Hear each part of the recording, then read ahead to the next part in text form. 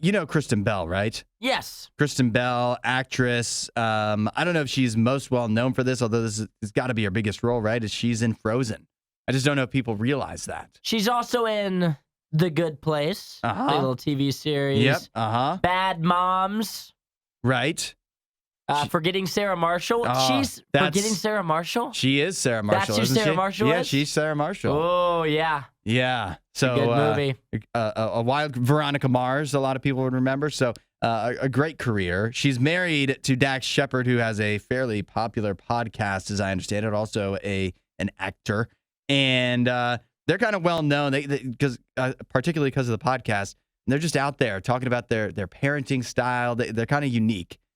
They're so unique to get this. Earlier this week on the Kelly Clarkson Show, Kristen Bell was a guest. She said that she lets her daughters, who are 8 and 9 years old, drink non-alcoholic beer. That seems wild. That seems interesting. That's a unique parenting style.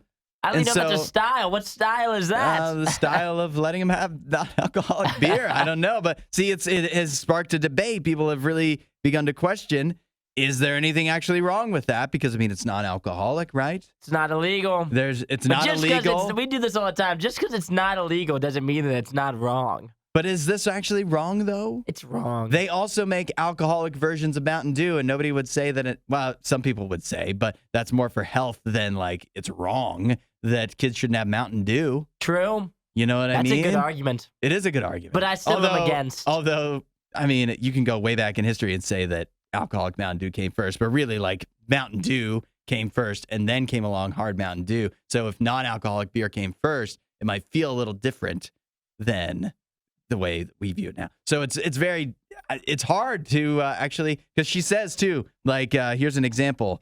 Sometimes the kids will literally ask these two 8 and 9 year olds, they'll literally ask at a restaurant, like, do they have non-alcoholic beer here? No, they don't. They do, No, they don't. And then Kristen Bell has to make the hard call of, well, should we actually order that for them? Or is that something that just is kind of like an at-home thing? Because there's definitely a stigma about it. So wait, so you're definitely anti non-alcoholic beer for children. Yeah. Yes, I am. But I don't understand what is.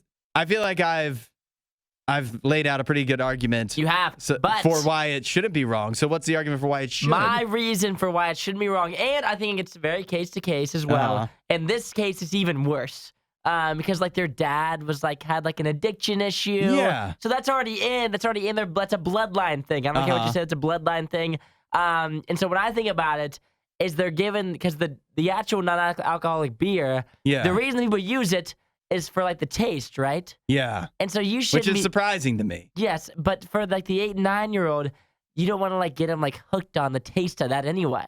They shouldn't be tasting that. It's like it's a certain taste. They say like when you first drink a beer, this is what they'll tell you is you're gonna hate the taste of it, but you'll get the taste of it down the line. Like the more you drink it, the more you'll like it. And so if an 8 and 9 year old starts to like that taste, they start to get that taste at restaurants. Then what's gonna happen when they turn 21? That's all they're gonna want to drink.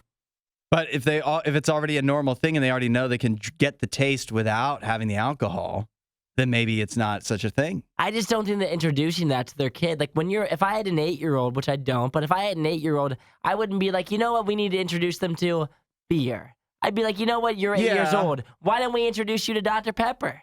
A Sprite.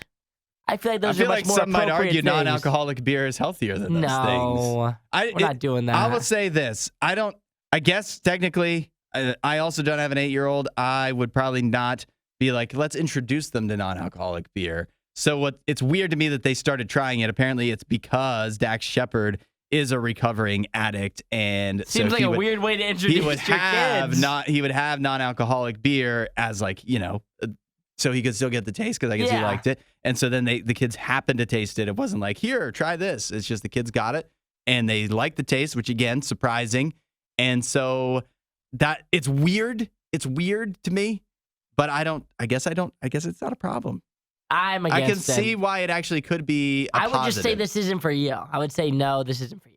Yeah. Because I think if I have what looks like to be a Bud Light or Michelob in my hand, my kid shouldn't be like, Let me have a drink of that. I want one of those. But Then that's when you say no. But This isn't for you. You know what happens though with kids when you tell them no, this is grown-up stuff? That makes them want it more. Yeah, but And they so can if wait. you just give them non-alcoholic beer, maybe it teaches them the beer. Again, if you like the taste, you can get the taste without having the other side of it that can get out But of if hand. I give a kid diet pop, you know what they're gonna want? They're gonna want real pop. I don't know about that. They're gonna want real pop. They're gonna be like, I'm sick of this diet. I'm sick of this diet stuff, Daddy. Give me the real thing. Wasn't that a great Riot clip? While you're here, you should watch more of our videos and subscribe so you don't miss what we do next.